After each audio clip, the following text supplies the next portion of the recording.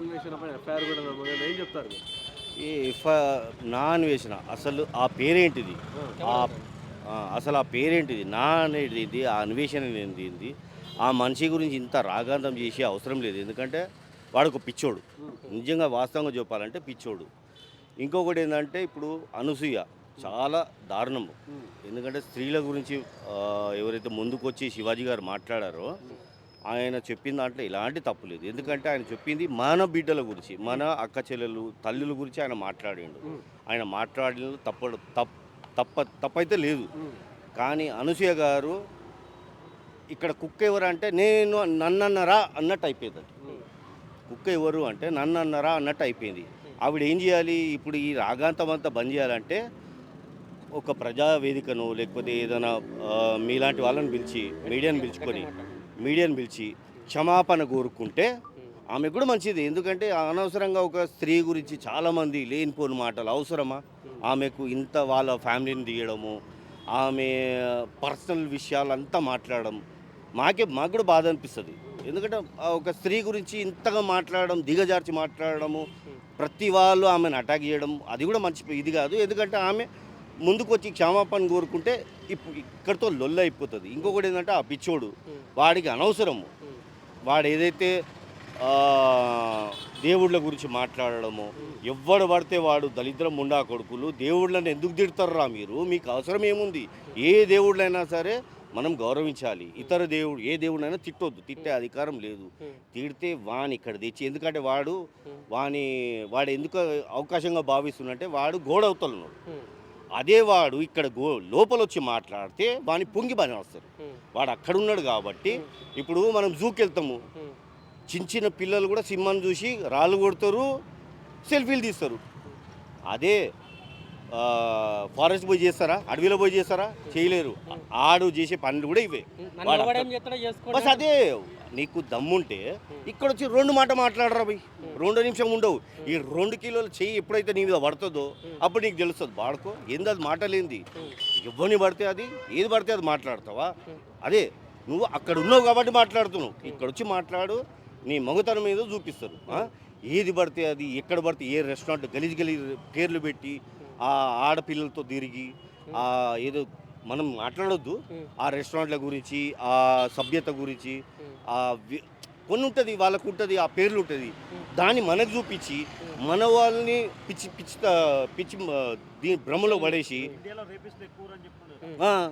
అరే నువ్వే పెద్ద రేపిస్ట్ రా భయ్, ఇంకొకసారి అనొద్దు. అదే అంటున్నా, ఈ రేపిస్టులు అది ఇది ఫస్ట్ వాడు నువ్వు ఇక్కడ వచ్చి మాట్లాడరా భయ్, ఏదైనా ఒక్క మాట మాట్లాడు. ఇక్కడ రా, అందరు కొడతారు, అందరు రెడీగా ఉన్నారు.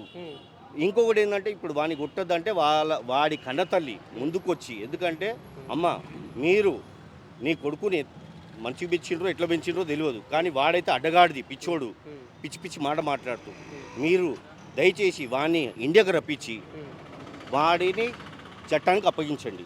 లేకపోతే ఖచ్చితంగా ఇది వాడు ఇప్పుడు కాకుండా 10 సంవత్సరాల తర్వాత రావాల్సిందే. ఆడు వస్తే మాత్రం మన జనాలు ఊరుకోరు. కాదన్నా, ఈ రోజే అన్వేషణ మీద ఎందుకు ఇంత విమర్శలు చేస్తున్నారు? వాడికి అవసరమా? చాలా సార్లు కూడా ఆయన ఎన్నో అన్నాడు, ట్రావెలింగ్ చేసి కూడా వరల్డ్ మొత్తం చూపిస్తున్నప్పుడు కూడా ఏ ఒక్కరు మాట్లాడలేదు. ఎప్పుడైతే హిందూ దేవతల మీద అన్నాడు అని చెప్పేసి అంటున్నారు కొంతమంది, అనలేదని కొంతమంది అంటున్నారు. మరి ఇప్పుడు ఆయన ఏం అన్నాడు కదా, ఇప్పుడు అదే అంటున్నా. ఇప్పుడు వాడు ఒక ట్రావెల్ బ్లాగర్ చేసుకో, నేను ఎవ్వరొద్దన్నారు. నీకు ఫాలోయింగ్ చాలా ఉంది, ఇంకా పెరుగుతుంది.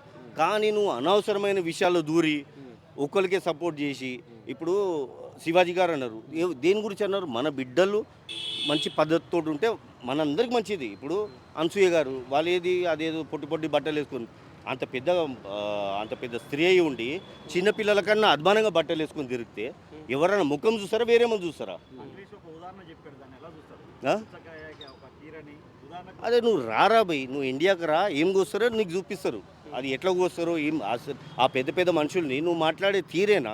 అదే చెప్తున్నా కదా సార్, నువ్వు గోడ యువతలు వచ్చి ఒక్క మాట మాట్లాడుతుడు, అప్పుడు నువ్వు ఉంటావా లేదా మన ప్రజలు చూపిస్తారు. ఒక్క అంశం మీదనే అన్వేషణని అంటే తప్పుపడుతున్నారా, లేకపోతే ప్రతి అంశం కూడా అన్వేషి చెప్పే ప్రతిది కూడా తప్పే అంటున్నారు సార్? ఇప్పుడు వాడు మాట్లాడే రీతి అసలు వాడు పిచ్చోడు. ఫస్ట్ ఆఫ్ ఆల్ వాడికి ఒక సభ్యత లేదు, వానికి ఒక మర్యాద అనేది లేదు.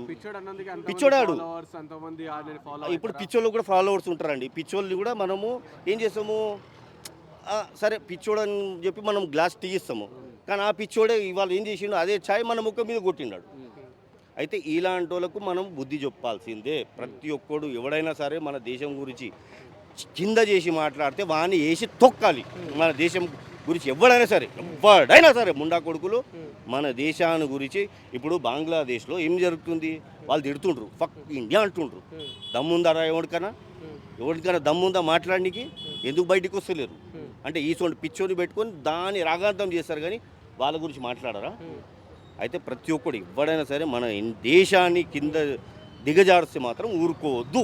నేనొక్కనే కాదు, ఇది అందరి బాధ్యత. అంటే ఇలా నాన్ వెజ్ కూడా దేశానికి కించపరిచినట్టు అంతే మాట్లాడుతున్నారు వాడు చేసిండు. ఎందుకు చర్యలు తీసుకోవట్లేదు? ఏం తీసుకుంటారు ఇప్పుడు? వాడు గోడవుతూ ఉన్నాడు. వాడిని రప్పియాలంటే వాళ్ళ తల్లితోటే అవుతుంది. ఎందుకంటే మన స్టేట్ గవర్నమెంట్ తోటి కాదు. ఖచ్చితంగా చేస్తారు. వాడు రావడము 2 నిమిషం ఇండియాను కాదు, ఇండియాలో ఏ మూలకు వచ్చినా వాడిని అరెస్ట్ చేయాల్సిందే. చేస్తారు, ఖచ్చితంగా అరెస్ట్ చేస్తారు. అరెస్ట్ చేసి వాడిని లోపలేయాలి. వాడిని చూసి ఇంకొకడు మళ్ళీ ఇంకొక పిచ్చి నాన్ వెజ్ లాగా మారకూడదు. ఇది నా రిక్వెస్ట్. అంటే చాలా రోజులు అవుతుంది కదా ఈ అంశం తెర మీదకి రాబట్టి. 10 రోజులు దాటింది. ఇప్పటిదాకా కూడా తీసుకొస్తలేరు కదా. తీసుకొస్తలేరంటే ఇప్పుడు ఇతర దేశాల్లో ఉన్న చాలా మందిని కూడా దేశానికి ఇప్పుడు విజయ మాల్యా ఉన్నాడు. ఇప్పుడు ఆయనను తీసుకురావడానికే చెమటలు వస్తుంది. ఇది ఎట్లా అంటే వాడు రప్పియాలంటే వాళ్ళ తల్లితోటే అవుతుంది. వాళ్ళ తల్లే ఏదో ఒకటి చేసి వాడిని రప్పించి చట్టానికి అప్పగించాలి. చెప్తున్నా, ఇప్పుడు విజయ్ మాల్యానే రప్పించలేకపోతుండ్రు. ఈ వీడు ఏం చేసిండని చెప్పి ఏమనంటే వాక్ స్వాతంత్రం అంటారు. బస్ ఆ ఒకటే పట్టుకుంటాడు. దాని గురించే వాడు పిచ్చి వ్యాఖ్యలు చేస్తుండు, పిచ్చి మాటలు మాట్లాడేస్తుండు. సో ఏ మతం గురించి అయినా అట్లా మాట్లాడడం కరెక్టేనా? అసలు తొక్కాలి. ఎవడైనా సరే ఏ దేవుళ్ళ జోలికి వస్తే మాత్రం ఎవడైనా సరే తొక్కాలి వాడు. మరి పిచ్చోడు అంటున్నారు, మరి అట్లాంటి ఆయన పట్టించుకోకుండా అయిపోతుంది కదా. పిచ్చోడే అంటున్నారు కదా, మరి అట్లాంటప్పుడు ఆయన ఎందుకు ఇంత పెద్దగా చూపించాల్సిన అవసరం లేదు కదా? అదే అంటున్నా. ఇప్పుడు వాడు ఏం చేసిండు, వానికి బల్పు పెరిగింది. ఒకప్పుడు ఏదో చిన్న బ్లాగర్గా స్టార్ట్ అయ్యి వాడేమైండు, వాని ఫాలోవర్ పెరిగే కొద్దీ వానిలో ఆ పిచ్చితనం పెరిగిపోయింది, ముదిరిపోయింది. నన్ను ఎవడేం బీకలేడు, నన్ను ఎవడేం చేయలేడు, గోడవతలుండి ఏదేదో మన దేశాన్ని మీద దుమ్మెత్తి పోస్తుంది. ఈ తోటి దుమ్మెత్తి పోసి ఎవడో ఒకడు, లేకపోతే ఎవడన్నా కంబోడియా బోర్డర్ పోయి అందరం చందేసి వాడిని పంపించి వాడిని కాలు ఎరగొట్టిద్దాం. అదన్నా చేయాలి. చాలా మంది నాన్ వెజ్కి సపోర్ట్ చేస్తున్నారు. ఎవరు చేయరండి, చాలా మంది చేస్తున్నారు. వాళ్ళు కూడా పిచ్చోళ్ళే, వాళ్ళు కూడా వాళ్ళు సొంటోళ్ళే. వాడిని సపోర్ట్ చేసేవాడు ఎందుకు అందరికీ క్షమాపణ చెప్పాడు? ఏమండి అతను తప్పు చేయనప్పుడు అందరికి ఎందుకు క్షమాపణ చెప్పాడు? అదే అంటున్నా కదా, అసలు వాడిని సపోర్ట్ చేసేటోడు లేడు ఇప్పుడు. ఒకప్పుడు చేసేటోడు. ఇప్పుడు మనం కూడా ఏం చేస్తాము, వాడిని ఫాలోవర్ కాను, కానీ ఏదో మన ఫోన్లో వస్తుంది గజ్జెత్తం రేఖ 2-3 చూస్తాము. ఆ మాటలే పిచ్చిగా ఉంటుంది. ఆ మాటలు అర్థమవుతుందా వాంది? ఏదో చిన్న పోరోడు ఏదో ఆ గ్యాస్ ఎట్లుంటుంది పనికిరాని మాట మాట్లాడతాడు. అక్కడ పోయి వాడు ఏం చేస్తుండు, వాడు బతుకు తెరువు గురించి ఈరోజు మన దేశాన్ని ముందు అడ్డంగా పెట్టి వాడు మన దేశాన్ని అవమానించే కరంగా వాడు ఎదుగుతున్నాడు. కానీ మన దేశం గురించి ఆలోచించే నాదుడు కాదు. వాడు మనకు పనికిరాని మనిషి. సో ఏం చెప్తారంటే ఆయన ఫాలోవర్లకు ఏం పిలుపునిస్తారు? వాడిని అన్ఫాలోవర్ అవుతుండ్రు అందరూ. ఫాలో చేసేయాలి. వాడిని తాట తీయాలంటే వాడు జీరో వరకు రావాలి. వాడిని ఎవ్వడు ఫాలో చేయొద్దు, వాడిని పట్టించుకోవద్దు. వాడు ఏది మొరిగినా వాని వీడియోలు చూడడం బంద్ చేసాడు. నాన్ వెజ్ అన్ని ఫైనల్గా ఇండియాకి రాని అని అంటారా? రావాలి. అందరూ వెయిట్ చేస్తుండ్రు. మనం తెలుగు వాళ్ళం అందరం వెయిట్ చేస్తున్నాం వాడిని స్వాగతించడానికి. ఒక బ్లాక్ కార్పెట్ వేసి తాట తీయాలి. చెప్తున్నా కదా, ఫస్ట్ 2 किलो का हाथ उसके जब पचकड़ गिरता ना तब उसको मालूम होता. Thank you. థ్యాంక్ యూ అండి.